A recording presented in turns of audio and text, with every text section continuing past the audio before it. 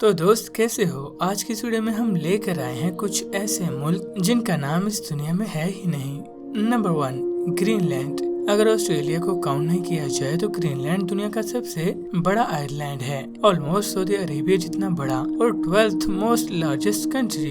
इसीलिए शायद आपको ये बात जानकर हैरानगी होगी कि ग्रीनलैंड आज एक इंडिपेंडेंट कंट्री नहीं है, बल्कि डेनमार्क मुल्क के अंदर आता है। खुद डेनमार्क से ऑलमोस्ट 50 टाइम्स ज्यादा बड़ा और डेनमार्क से हजारों किलोमीटर दूर डेनमार्क का ही एक हिस्सा है। 2009 तक तो ग्रीनलैंड के लोगों की ऑफिशियल लैंग्वेज ग्रीनलैंडिक को कंसीडर ही नहीं किया जाता था, लेकिन अब न सिर्फ डेनमार्क ने ग्रीनलैंडिक को ग्रीनलैंड की ऑफिशियल लैंग्वेज डिक्लेयर कर दिया है, बल्कि उनको सेल्फ रूल का भी राइट दे दिया है। और वो दिन शायद दूर नहीं जब ग्रीनलैंड भी दूसरे और मुल्कों की तरह खुद एक इंडिपेंडेंट मुल्क बन जाएगा। और बाय द वे ग्रीनलैंड कुछ इतना भी ग्रीन नहीं है, बल्कि व्हाइट दिखता है।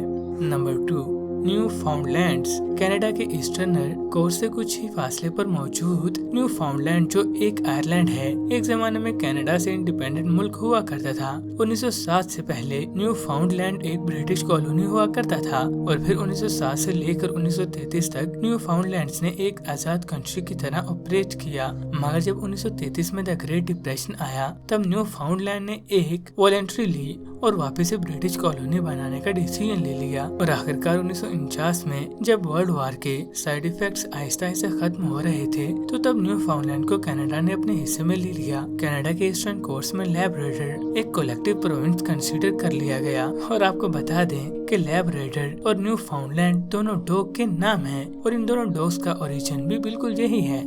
Number 3, Persia. अगर आप पेंटिंग के शौकीन हैं तो आपने पर्शियन ब्लू नाम के कलर के बारे में तो जरूर सुना ही होगा। आज तो बस ये एक शेड का नाम रह गया है, लेकिन कुछ जमाने पहले पर्शिया एक यूरोपियन मुल्क हुआ करता था। वर्ल्ड वार 1 से पहले पर्शिया एक स्ट्रॉन्ग मोनार्ची हुआ करता था, लेकिन उसके बाद यही मोनार्ची को रिबॉलिश कर दिया गया। और फिर 1947 में वर्ल्ड वार 2 के बाद पर्शिया परमानेंटली पोलैंड और जर्मनी में तकसीम हो गया। लेकिन आज भी पर्शिया की द रॉयल फैमिली अपने टाइटल्स को मेंटेन करती है और पर्शिया की मौजूदा प्रिंस जॉर्ज फ्रेडरिच जर्मनी के एक सिटी के कैस्टल में रहते हैं।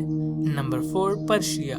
दोस्तों, अरेबियन नाइट्स की सारी कहानियां बेस्ड हैं पर्शिया में, और आपने प्रिंस ऑफ पर्शिया के बारे में तो सुना ही होगा। वही पर्शिया जो एक टाइम में मिडिल ईस्ट का सबसे बड़ा कॉमर्शियल सेंटर हुआ करता था। पर्शियन एम्पायर्स की बाउंड्रीज थी Egypt in the west, Turkey in the north और Indus river in the east. 1935 में जब रेजा शाह ने इंटरनेशनल कम्युनिटी से रिक्वेस्ट की, तब 22 मार्च 1935 में पर्शियन एम्पायर्स के बीचों बीच उस एरिया को जो हर तरफ से पहाड़ों से घिरा हुआ है, उसे ईरान का नाम दे दिया गया और उसको न्यू बाउंड्रीज दे दी गई। और फिर 1959 में जब लोग अपने मुल्क के इस न्यू नेम को अब्यूज करने लगे, तब एहसन यारशेटर नाम के एक प्रोफेसर ने कहा कि मुल्क को ईरान और पर्शिया दोनों नामों से बुलाया जाए।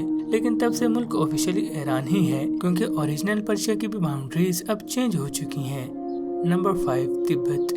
तिब्बत और चाइना की भीड़ के बारे में किसने नहीं सुना होगा।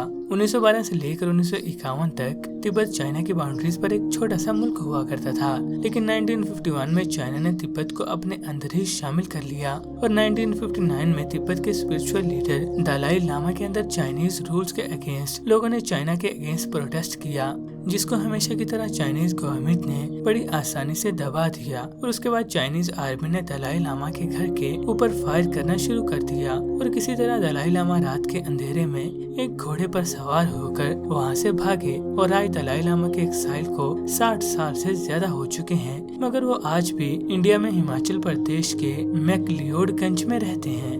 तो दोस्तों, आज की वीडियो आपको कैसी लगी हमें कमेंट्स में जरूर बताइएगा और हमारे चैनल को सब्सक्राइब करके बेल आइकन पर क्लिक कर दीजिए।